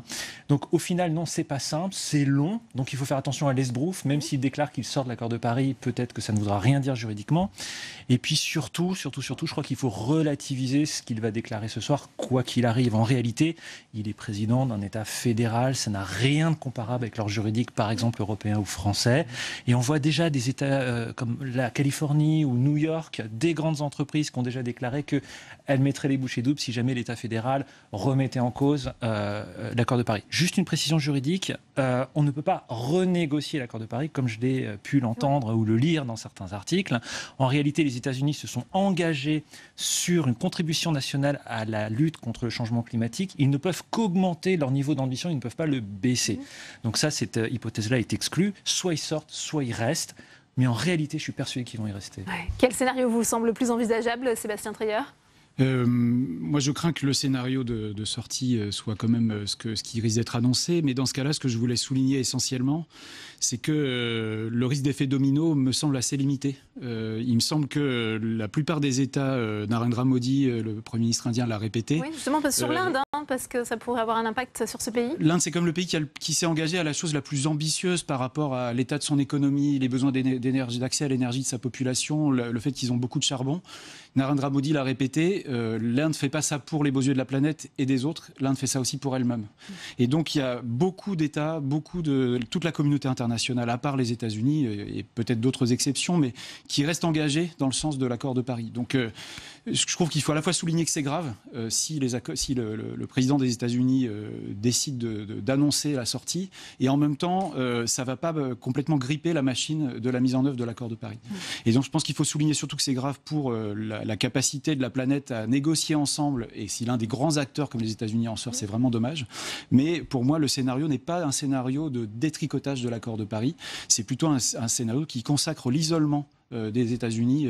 Ils vont essayer de sortir de la photo au prochain sommet du G20. Tout ça me paraît assez bizarre. On va venir sur les répercussions diplomatiques. Et peut-être question pour vous, Jean-Baptiste Velu. Comment vous expliquez finalement cette décision de Donald Trump ? Alors, ça a été dit par Héloïse Grégoire, à la fois c'était une promesse de campagne, mais on voit quand même qu'il y a, notamment dans son entourage, on évoquait sa fille, des industriels qui le poussent à ne pas sortir de cet accord. Oui, c'est surprenant, effectivement. Essentiellement parce qu'il aurait pu se passer, il pourrait tout à fait rester. Ce qui est frappant, c'est que finalement, il a déjà, dans les faits, renoncer à cet accord, notamment avec les budgets de l'Environmental Protection Agency qu'il a déjà prévu de baisser, en nommant quelqu'un comme Scott Pruitt qui se bat contre cette agence environnementale depuis des années. Donc beaucoup d'actions finalement qui sont déjà un retrait de cet accord sans qu'ils prennent cette décision officielle. Donc il me semble que stratégiquement, c'est pas très bien pensé. Mais il dit que ça pénalise l'économie américaine, cet accord. Qu'en pensez-vous ? Alors, d'un point de vue économique, je crois que c'est aussi absurde que ces promesses protectionnistes. Aujourd'hui, le secteur des renouvelables, vous le savez bien, crée beaucoup plus d'emplois que le secteur houiller, que les mines. Aux États-Unis, on est sur une croissance de l'emploi dans les renouvelables qui est à 2 chiffres par an. La production augmente de manière significative. Alors, je crois que, comme vous le disiez très bien, la transition écologique est déjà en cours aux États-Unis. Elle s'est appuyée sur un plan de relance par Barack Obama qui a eu un effet notable. Là, on va s'orienter peut-être vers un ralentissement, mais il y a aussi des relais locaux, et je crois que c'est vrai partout dans le monde. Les villes sont là, les États sont là, et aux États-Unis, qui est une puissance économique très décentralisée, la Californie, mais aussi les grandes villes vont prendre le relais. Est-ce que je peux juste me permettre, le Texas, pour moi, est un exemple tout à fait important. Le Texas, en tant qu'État gouverné par les républicains, s'oppose à tout un tas de régulations environnementales, mais c'est l'État qui a développé le plus son énergie éolienne l'année dernière. Et donc le sens de l'histoire en matière énergétique, même pour les États les plus conservateurs en matière environnementale, c'est les énergies renouvelables. Et donc là, il y a quelque chose qui donne l'impression que Donald Trump, s'il se retire, donne en fait des gages à des groupes d'intérêt dans un cercle étonnamment limité Et d'un point de vue du calcul électoral même, c'est pas très compréhensible. Quelle est la réaction de l'Europe et de la France, Fabienne Keller, selon vous? Alors évidemment, ce qui est très important, c'est que ça n'ait pas d'effet contaminant. Et je crois qu'est prévu cette fin de semaine une annonce Union européenne-Chine. Demain, oui, on va y venir. La Chine, c'était pas du tout évident. Ils ont fait une contribution plutôt audacieuse par rapport à ce qu'on attendait. C'est vrai qu'au même moment, ils avaient d'énormes problèmes en Chine, en fait, de pollution de l'air. Alors, le gaz à effet de serre, la pollution de l'air, c'est pas tout à fait la même chose, mais c'est quand même lié. Donc, voilà, ce sera un signal très fort. Et puis, la cohésion de l'Union européenne là-dessus, sur ces sujets, puisqu'en fait, nous avons délégué à l'Union l'ensemble des compétences sur les négociations climatiques. Donc, voilà un socle avec l'Inde, voilà, des pays émergents, des pays importants dans le monde, qui donnent un signal fort. C'est ça l'essentiel, de préserver la dynamique de la COP. Alors justement, avant de vous donner la parole à Arnaud Gosselin, vous parliez du Premier ministre chinois qui a bien redit son attachement à cet accord. On l'écoute. La Chine va continuer à mettre en œuvre les promesses faites lors de l'accord de Paris, mais bien sûr, nous espérons aussi le faire avec la coopération des autres. C'est plutôt rassurant d'avoir ce soutien de la Chine à Arnaud Gosselin, mais est-ce que sur le plan financier notamment, un retrait des États-Unis pourrait alourdir la facture pour l'Union européenne et les autres pays leaders dans la lutte contre le réchauffement climatique? Alors, d'abord, encore une fois, les États-Unis ne sont pas encore sortis, et s'ils en sortent, ça prendra du temps, et jusqu'à ce qu'ils en sortent, c'est-à-dire pendant minimum un délai de 3 ans, ils sont tenus par toutes les obligations qu'ils ont contractées, notamment le plan de financement de 100 milliards. Mais ce que je voudrais dire, c'est qu'il faut faire attention, lorsqu'on parle de l'accord de Paris, à ne pas le comparer aux autres accords internationaux. C'est un accord international d'un genre totalement nouveau, qui s'appuie sur la base beaucoup plus que sur le sommet. Certes, ce sont les États qui se sont engagés, mais en réalité, les personnes qui ont rédigé cet accord ont anticipé le fait que des États pourraient vouloir s'en retirer. Ils ne pensaient peut-être pas aux États-Unis à cette époque-là. C'est le mécanisme de la transparence. C'est un accord international qui prévoit en fait que la machine pour avancer, c'est la pression des opinions publiques, c'est la pression des médias, c'est cette transparence sur les engagements pris par les États et sur la réalité des efforts qu'ils font. Et même dans des États aussi peu démocratiques que la Chine, en réalité, pourquoi est-ce que l'État avance, c'est bien parce qu'il y a aussi une pression de la population qui ne supporte plus les conditions climatiques et environnementales dans lesquelles elles vivent. Et en plus, cela a une pression sur l'économie. Donc il faut bien voir que cet accord-là, on ne peut pas le juger dans son avenir comme on peut juger les autres accords internationaux et diplomatiques qu'on a conclus ces dernières années. C'est un accord qui fait rentrer la société civile par la grande porte. C'est un peu différent. Est-ce qu'on peut faire une comparaison avec ce qui se passe aux États-Unis, puisque la transition énergétique, on le disait, c'est quand même assez populaire dans l'opinion publique américaine? Alors dans l'opinion publique américaine, si on prend donc les sondages sur les électeurs américains, dans leur majorité soutiennent le maintien de l'accord de Paris. Si on regarde dans le détail, bien sûr, c'est beaucoup plus compliqué. On sait que les États-Unis sont très polarisés. Je crois que l'élection de Donald Trump l'a bien montré. Et il y a bien sûr ce clivage entre bien sûr les métropoles de Trump. Et ceux qui sont favorables à l'accord climat ne sont pas les électeurs de Trump. C'est aussi le sujet. Et c'est ce qui renforce encore ce jeu d'échelle qu'on évoquait tout à l'heure, parce que finalement les électeurs des villes n'ont pas voté pour Donald Trump et vont donc soutenir des politiques qui sont en faveur de la protection de l'environnement et de la réduction des émissions. Qu'est-ce que ça cache derrière? On sait qu'il parle souvent d'une guerre contre le charbon. Il veut, lui, dans sa politique économique, justement relancer cette industrie. C'est impossible de fermer. Il y a à nouveau 3 fermetures. C'est difficile d'y croire. Et moi, je travaille plutôt sur les politiques commerciales en général, et je vois un parallèle clair, justement, sur des promesses électorales, un populisme qui est facile en campagne, mais en pratique, qui se révèle complètement creux. Et ça, on va le voir d'ici quelques mois, quelques années. Même pendant des périodes de prospérité économique aux États-Unis, comme les 30 Glorieuses, où la production augmentait, l'emploi dans les mines diminuait. Donc aujourd'hui, ça me semble complètement absurde. Si je peux me permettre sur les énergies fossiles en particulier, il est quand même frappant de voir que le PDG d'Exxon, la grosse entreprise pétrolière américaine, a pris position contre, justement. Oui, il veut rester dans l'accord de Paris. Il a besoin de ça, parce que son anticipation du modèle d'affaires de demain, c'est un modèle d'affaires où on passe au gaz, puis aux énergies renouvelables, puis à autre chose.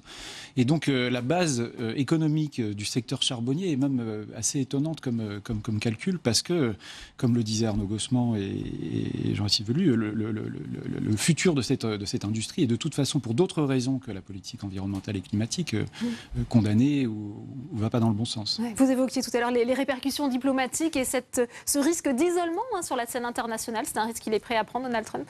Alors là, je ne peux pas être pronostiqueur de ce que veut faire Donald Trump. Il est très très fort pour nous mettre en attente et pour la mise en spectacle. Et moi, j'aurais tendance à dire l'importance passe ailleurs. Et précisément, c'est ce que j'aurais envie d'apporter comme réponse à votre question. Quoi que fasse Donald Trump, cet isolement, à mon avis, c'est ça le plus dangereux, c'est le plus dommageable. Mais parce que on voit, comme le soulignait Madame la sénatrice tout à l'heure, l'Europe et les Nations Unies, et la Chine se rassembler. Le Canada aussi veut souligner très fortement le rapprochement. Les entreprises privées. La Californie organise en septembre 2018, le gouverneur de Californie organise le sommet des acteurs dits non étatiques pour rassembler toutes ces forces vives, collectivités locales, entreprises, parfois sociétés civiles, églises, qui veulent montrer qu'ils vont dans ce sens-là. Et donc, moi, ce qui me frappe, c'est la manière dont déjà au sommet du G7, Donald Trump sortait d'une... J'employais l'image sortir de la photo, et au G20 aussi, on se demande un peu comment, quelle bizarrerie ça va créer. Et je me pose la question aussi du calcul que ça peut être de la manière dont Donald Trump, les États-Unis vont voir des normes être fixées dans le cadre de la Convention des Nations Unies sur le changement climatique, auxquelles ils ne seraient plus partis, ils ne seraient, je préfère utiliser le conditionnel, alors qu'elles vont s'appliquer à eux, puisque l'économie mondiale ne se fait pas qu'aux États-Unis. Arnaud Gossman. Je pense qu'il va être perdant sur toute la ligne, d'une part parce que je reste convaincu que juridiquement, ils ne vont pas sortir, et en tout cas pas à court terme. On va avoir un coup d'esbrousse politique, je suis prêt à le parier. Mais surtout, je voudrais rebondir sur l'Europe. L'Europe, le 12 décembre 2015 au Bourget, la plupart des commentateurs ont souligné sa faiblesse, sa vacuité, son manque d'expression, son manque d'ambition.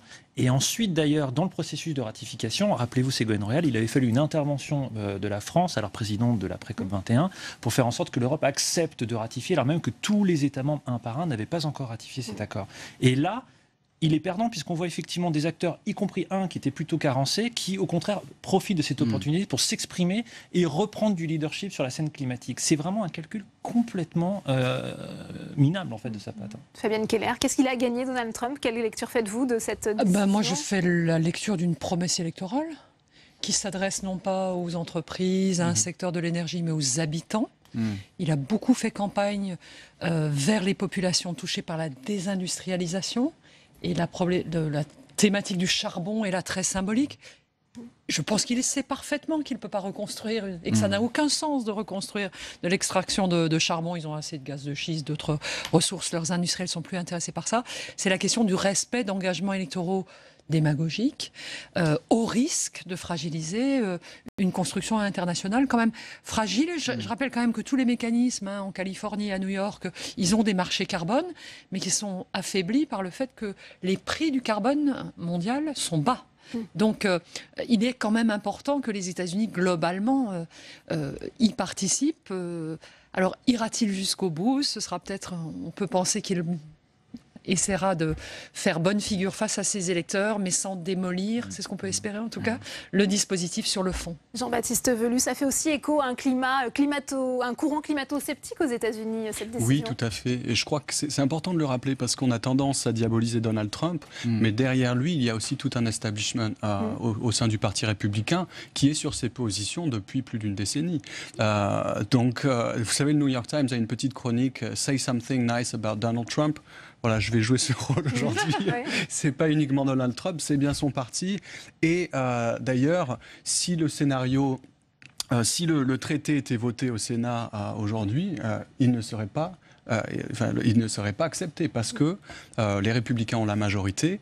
Et il refuserait donc de soutenir un accord historique. Donc il faut bien le rappeler, Donald Trump est un ovni politique, mais il a derrière lui un parti qui est aussi déconnecté de la réalité, de la science et de l'économie. Ouais. Son conseiller, Steve Bannon, qui est lui aussi hostile au texte, estime que ça porte atteinte aussi, comme tous ces accords multilatéraux, finalement, à la souveraineté nationale. Ça aussi, c'est un des arguments qui pousse Donald Trump à se retirer. Oui, tout à fait. Et là encore, un parallèle avec le protectionnisme, me semble-t-il. Ce qui est frappant, encore une fois, c'est ce discours décliniste très sombre qu'on a entendu lors du discours inaugural, qui est en complet décalage, à mon avis, avec la réalité des 2 dernières décennies et le rôle du leadership. Et ce qui est frappant, c'est également ce tournant historique, finalement, qu'incarnent ces décisions. Récemment, son refus de rejeter le protectionnisme, La semaine dernière, au sommet du G7, son refus de soutenir l'article 5 de l'OTAN. Et cette semaine, cette décision historique, encore une fois, sur l'accord climatique. Là, on est vraiment, à mon avis, à peut-être un tournant historique sur la scène politique internationale. Arnaud Gosselin, ça a été rappelé par Fabienne Keller, les États-Unis, deuxième pays le plus pollueur de la planète. Est-ce qu'on peut faire sans dans cette lutte contre le réchauffement climatique? On peut faire sans Donald Trump, ça ne veut pas dire pour autant qu'on fera sans les États-Unis. Il y a à peu près 1 300 000 Américains qui travaillent dans le secteur de l'économie verte et pour l'essentiel, ce sont les énergies renouvelables. Et les énergies renouvelables, c'est un instrument de souveraineté étatique. C'est ça qui est aberrant, c'est qu'effectivement, le vent, l'air, etc. sont bien présents sur place. Si je retire la parenthèse des gaz de schiste qui va bientôt se refermer, le pétrole n'est pas produit aux États-Unis. Donc très clairement, ils ont des gisements exceptionnels en matière d'énergie renouvelable. Ils ont un tissu économique qui est producteur d'emplois, y compris, vous l'avez bien rappelé, dans des États qui pourraient être climato-sceptiques, et ils s'apprêtent à menacer ça. Enfin, je veux dire, c'est complètement aberrant et contradictoire. Ouais, Sébastien Trier, c'est vrai que certains Américains sont favorables au développement de l'éolien, du solaire également. Est-ce que Donald Trump pourra justement s'affranchir de cette partie aussi de l'opinion publique qui le pousse à plus de transition énergétique ? Moi, je pense qu'il pourra s'en affranchir. Je pense qu'il en a le mandat parce qu'il a été élu, mais qu'effectivement, je vois une déconnexion entre l'affirmation climato-sceptique, l'affirmation de souveraineté et le raisonnement économique, qui est quand même important dans pas mal du Parti républicain, comme le signalait Arnaud Gosselin. Même si on est climato-sceptique, les chiffres économiques sont têtus. Et donc, c'est cette cohérence sur le climato-scepticisme. C'était un hoax chinois, et dans une interview au New York Times, il a accepter sa réalité. Enfin, il est totalement aberrant, en fait. C'est ça le problème. Mais ce que je veux dire, c'est que ce courant électoral dont Jean-Baptiste Velu disait qu'il soutient Donald Trump et que donc il y a au sein du Parti républicain des gens qui veulent affirmer qu'ils ne vont pas se laisser imposer des faits scientifiques par une science venue d'ailleurs, pas seulement de la Chine, mais aussi simplement que la science ne doit pas dicter la politique, ou qu'il ne faut pas se laisser imposer des réglementations par le reste du monde, me semble pas cohérent avec le raisonnement économique. Un point que je voulais quand même souligner, c'est que, et Arnaud Gosselin a probablement plus d'informations que moi, il y a des conventions très importantes comme les conventions sur le droit de la mer dont les États-Unis, je crois, ne sont pas signataires et dont ils essayent sur lesquels ils influent sans être membres. Et donc c'est un modèle de la superpuissance hégémonique du siècle passé, qui est encore une superpuissance aujourd'hui, qui cherche à ne pas donner des gages de multilatéralisme, qui en fait continue à discuter.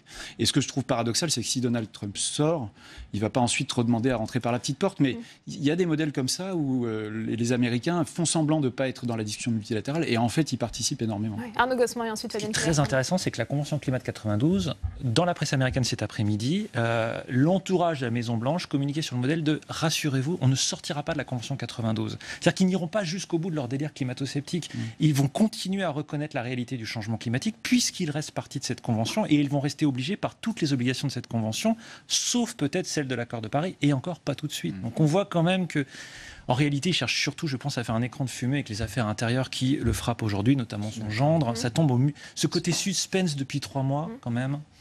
Fabienne Keller, est-ce que ça remet en cause aussi les objectifs de réduction de 2 degrés de la température qu'on s'était fixé lors de la COP21 ? Alors, c'est pas un bon signe, mais comme cela a été dit, il y a des acteurs économiques, il y a la population américaine qui, pour une large part, est prête à contribuer à cet effort. Donc, voilà, c'est une grande démocratie, c'est un grand peuple très décentralisé. Effectivement, il faut se rappeler que les États américains, c'est eux qui gèrent les grands équipements, c'est eux qui définissent toute la politique intérieure, économique, les services publics. Donc voilà, eux vont continuer à agir. Mais c'est vrai néanmoins que je trouve qu'en termes symboliques, c'est pas bien, quoi. C'est pas bien qu'ils donnent ce signal, notamment aux pays émergents, qui ont un débat quand même qui est autrement plus fondamental, où ils renoncent à un peu de croissance, ou en tout cas à cette croyance qui est que consommer plus d'énergie, c'est générer plus de croissance dont ils ont besoin pour assurer, pour le coup, des besoins fondamentaux à leur population. Donc les Indiens, moi je les trouve absolument remarquables. C'est eux le modèle dans le monde. Enfin, c'est eux qui nous tirent et qui nous rappellent à nos obligations. Jean-Baptiste Velu, on en parlait, une douzaine de grands groupes, Google, Intel, Microsoft, Nike, Starbucks ou encore, c'était rappelé, ExxonMobil presse Donald Trump, lui demande de ne pas se retirer de cet accord. Sa fille, est-ce que, il peut changer d'avis d'ici ce soir ? C'est la grande question. Je ne vais pas me risquer à C'est vous la faire fille un pronostic. qui peut être la plus efficace. Mais voilà, je pense qu'effectivement, sa fille a le plus de chances de le faire changer d'avis. Moi, ce qui me frappe, c'est une dimension qu'on n'a peut-être pas assez évoquée. On essaie de rationaliser Donald Trump, alors que c'est quelqu'un qui dirige par le chaos, qui joue de cette incertitude, justement, de cette imprévisibilité. Et là, je crois que c'est un exemple encore flagrant. Il donne encore une journée, tout le monde se tourne vers lui, oublie le scandale sur la Russie, et ça lui donne cette sensation de puissance qu'il chérit. Le seul problème, c'est que ça a des conséquences dramatiques sur le système international, sur le climat, et que c'est un pari très risqué, parce que maintenant qu'il s'est engagé dans cette voie, il va difficilement pouvoir dire non, finalement, je ne me retire pas. Alors, non, je vous avoue que je suis un peu perplexe. Il y a quelques semaines, il avait promis, il y avait des fuites dans la presse comme quoi il allait se retirer de l'accord de libre-échange nord-américain. Finalement, au dernier moment, il a dit non, finalement, on va plutôt le renégocier. Est-ce que c'est encore un coup de bluff? Je ne sais pas. Fin du suspense dans 2 heures, moins de 2 heures. Arnaud Gossement, on peut s'attendre à un nouveau coup de théâtre selon vous? C'est ce que vous souhaitez? On n'est pas à l'abri.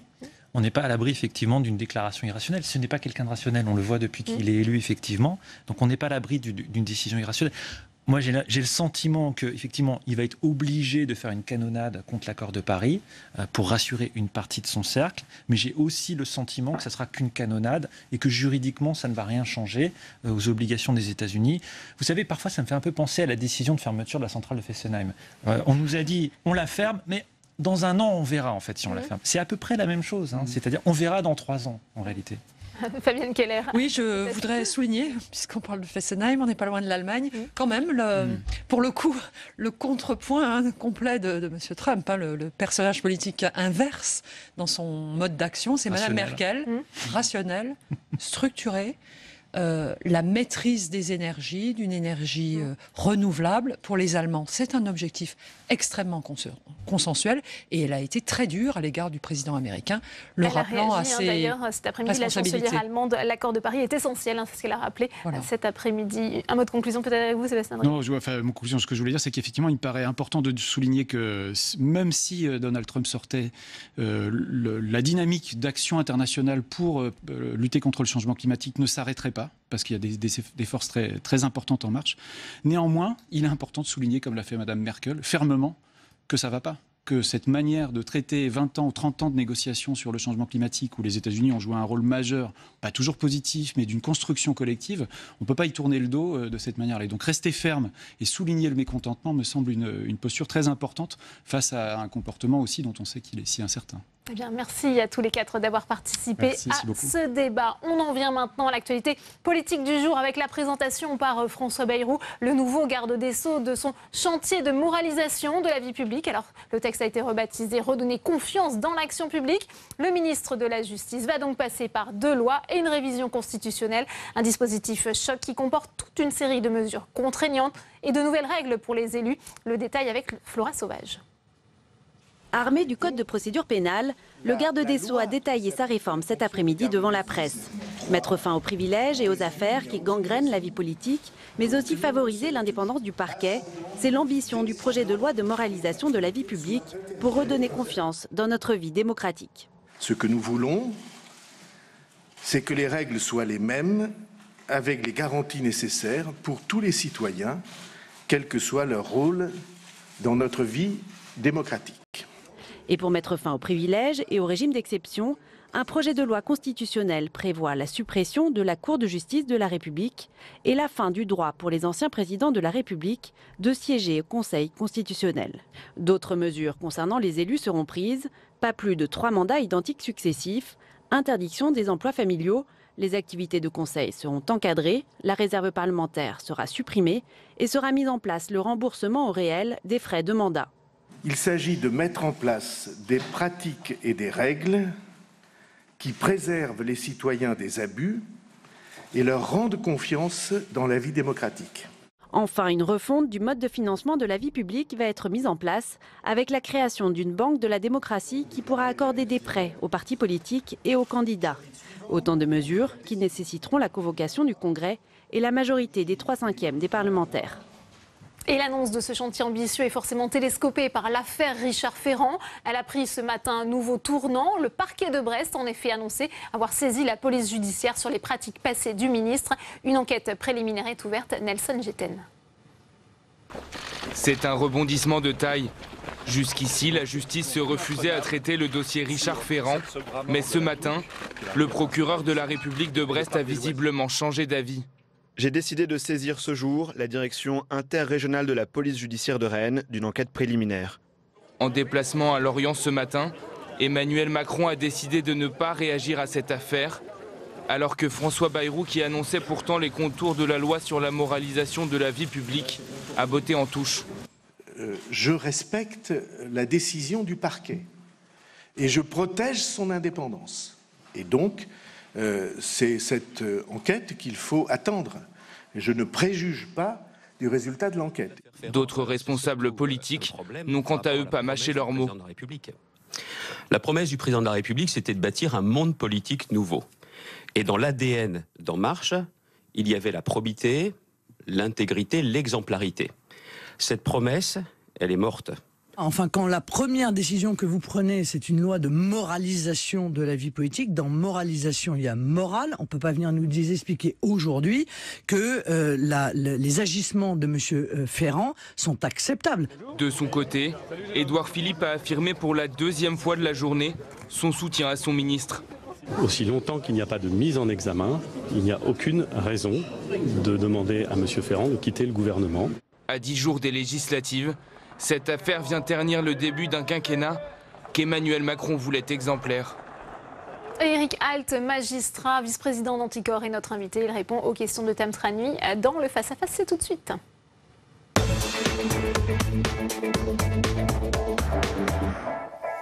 Éric Alt, bonsoir. Bonsoir. Alors on va parler à la fois du texte, cette loi sur la moralisation pour rétablir la confiance dans la vie démocratique dévoilée par François Bayrou, et du contexte, l'affaire Ferrand. Alors pour commencer sur le texte, est-ce une réforme ambitieuse ou une réforme un petit peu fourre-tout, Il y a 3 textes notamment, avec aussi bien une révision constitutionnelle que des mesures sur l'encadrement des activités de conseil.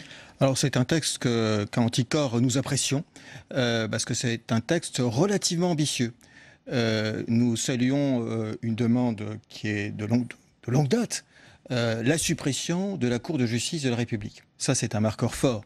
La limitation du cumul des mandats. Dans le temps. Dans le temps. Mais il faudra que ce soit des mandats identiques, donc on pourra être quand même 3 fois sénateur, puis 3 fois député. Est-ce que c'est suffisant ? Je pense que ça évitera d'être 5 ou 6 fois député de suite. Et de ce point de vue-là, ce sera incontestablement un progrès. C'était un tabou jusqu'à une époque récente. Donc nous saluons un certain nombre de mesures contre les conflits d'intérêts, même s'il n'y a rien de détaillé sur le lobbyisme. Là, on aurait peut-être pu travailler un peu. Et nous saluons aussi des dispositions sur le financement de la vie politique. La vie politique était souvent malade de son financement. Et enfin, on a un certain nombre de mesures ambitieuses, même si certaines de ces mesures, notamment la création de la Banque de la démocratie, sont encore un peu floues. Et il faudra préciser cela, parce que si c'est une autorité publique, une autorité de l'État, il ne faudra pas que ceci dérive en faveur d'un parti ou de l'autre. Mais globalement, c'est intéressant. Alors, il y a quand même un point qui manque.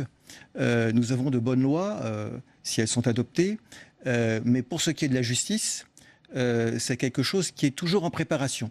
Or, de bonnes lois ne servent à rien si on n'a pas une institution judiciaire efficace pour l'appliquer. Vous regrettez que la réforme sur l'indépendance du parquet, alors François Bayrou en a parlé, mais c'est à part finalement. C'est à part, alors que pourtant ce sera un même moment constitutionnel. Et alors qu'en plus, c'était quand même une promesse de campagne sur laquelle Emmanuel Macron avait mis l'accent lors de sa campagne. Exactement. Donc, et qu'en plus, c'est un projet de loi constitutionnel qui est actuellement enlisé devant le Parlement. Donc on aurait pu, à ce moment un peu particulier de la vie de notre démocratie, insister sur ce point, alors que c'est juste le principe qui est énoncé. Et puis nous regrettons un peu, alors que l'Assemblée nationale a voté en première lecture une loi pour faire obligation aux candidats à une élection politique de présenter un casier judiciaire vierge, nous regrettons que ceci ait été abandonné, parce qu'effectivement, on parle d'inéligibilité. Mais ceci vaudra pour le futur. le casier judiciaire vierge, ça permettait d'exclure un certain nombre de candidats, de personnes qui ont déjà été condamnées. Pourquoi ce recul, selon vous, sur le casier judiciaire vierge? Là encore, on en avait beaucoup entendu parler. On imaginait que cela pouvait figurer dans la prochaine réforme constitutionnelle. Alors, j'ai compris que c'était un débat ouvert qui était lancé, et donc il est encore possible d'ajouter...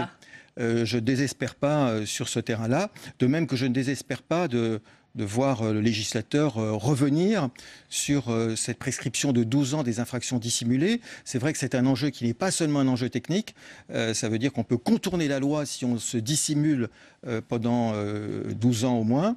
Il y avait là une régression. Peut-être pourrait-on aussi revenir sur cette régression. Alors sur les activités de conseil des parlementaires, est-ce que vous trouvez suffisant de simplement les encadrer? Là, il faudra avoir créé sa société de conseil au moins 1 an avant d'être élu. Est-ce qu'il n'aurait pas été plus simple de les interdire? Alors, on sait que ça posait encore des difficultés constitutionnelles, mais ça pouvait faire l'objet d'une réforme constitutionnelle. Justement, si ça pose des difficultés constitutionnelles, on a la possibilité, on a un vecteur... C'était le moment de le faire. C'était le moment de le faire. Alors c'est sûr que c'est un progrès, 1 an avant, mais en même temps, je ne me satisfais pas d'un député qui serait en même temps lobbyiste. Et c'est en réalité cela qu'un député qui continue à exercer une fonction de consultant.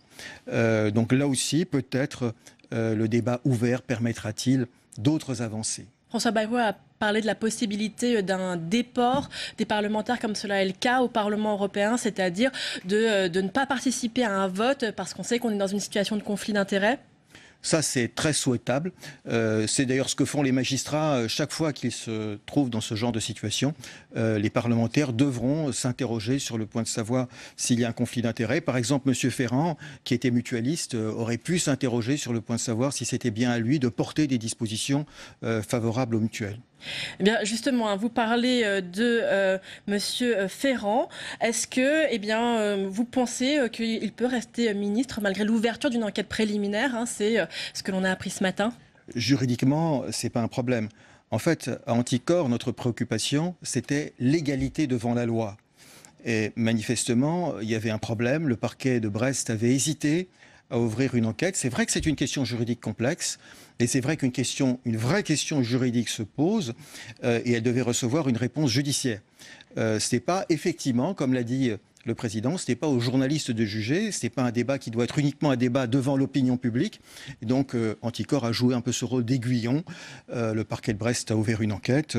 On pourra rechercher des preuves et des témoignages et se faire une idée de la possibilité pour la vérité de se manifester au terme de cette enquête qui peut être rapide, mais ce sera quand même une enquête judiciaire avec les moyens de la justice. Quand on voit par exemple la question des emplois familiaux qui vont donc être interdits par les projets de loi présentés par François Bayrou, Richard Ferrand, secrétaire général d'En Marche pendant toute la campagne, en parle de façon extrêmement fréquente et puis on découvre qu'il y a recours. Est-ce que ça ne pose pas un problème de crédibilité sur l'ensemble de la politique qui va être menée? Non, je pense que M. Ferrand, c'est le vieux monde qui perdure malgré la rupture. Mais si cette rupture est réelle, et si ce projet de loi, dans la forme qui est esquissée et qui est ambitieuse, permet d'être encore amélioré, je pense qu'on aura de vraies améliorations et qu'on ne parlera plus de ce vieux monde qui, effectivement, pose un problème de crédibilité et de confiance dans notre vie démocratique. Le titre de la loi est bien choisi. Que pensez-vous du débat qui s'est ouvert ces derniers jours sur l'articulation entre la moralité et la légalité? Ce qu'a fait Richard Ferrand, nous dit-on, est légal, même si ça n'est pas moral. Alors d'abord, la question de savoir si c'est totalement légal n'est pas tranchée. Je pense qu'il en a fait beaucoup pour dire que c'est légal et le parquet, jusqu'à aujourd'hui, en avait fait relativement peu pour démontrer l'enjeu. Mais je crois que la morale, ça ne doit pas être un sujet de projet de loi. Chacun a sa morale. Ce qui est important, c'est d'avoir de bonnes lois et encore une fois, des institutions efficaces. La justice doit être efficace, doit être indépendante et elle doit avoir les moyens d'enquêter. Le parquet financier a été une avancée considérable, mais celui-ci ne dispose toujours pas des moyens nécessaires pour assumer pleinement ses fonctions. Donc il y a un véritable enjeu sur ce terrain-là, et c'est là aussi qu'on pourra apprécier la rupture avec un temps plus ancien. Il y a eu un sondage aujourd'hui qui a été dévoilé avant la conférence de presse de François Bayrou qui montre que la confiance des Français reste relativement faible. Moins d'un Français sur deux pense que ce projet de loi sur la moralisation va parvenir à quelque chose. Qu'est-ce que vous en pensez? Comment rétablir ce lien de confiance avec les Français? Comment en serait-il différemment au regard de tout ce qui s'est passé? C'est vrai qu'on a eu des avancées pendant le quinquennat précédent, mais jamais on est allé jusqu'au terme d'une logique qui aurait permis effectivement d'avoir une vue globale, stratégique pour prévenir la corruption, prévenir les conflits d'intérêts. Donc on avait des lois qui réagissaient à des scandales. Bon, là, peut-être qu'enfin on aura une loi. C'est plus qu'une loi qui réagit au climat des affaires. La loi, c'est un socle nécessaire, c'est une base. Mais ensuite, il doit y avoir une culture. Une nouvelle culture démocratique, une culture de la prévention du conflit d'intérêts, une culture de la probité qui puisse se développer. La loi est absolument nécessaire, mais n'est pas à elle seule suffisante. La loi ne fait pas tout. Merci beaucoup, Éric Alt, d'avoir répondu à nos questions. Merci beaucoup Éric Alt, merci à vous Tam. C'est la fin de cette édition. Merci à vous de l'avoir suivi. Prochain rendez-vous avec l'actualité politique et parlementaire, c'est à 22h avec Sonia Mabrouk et ses invités. Très bonne soirée à tous sur Public Sénat.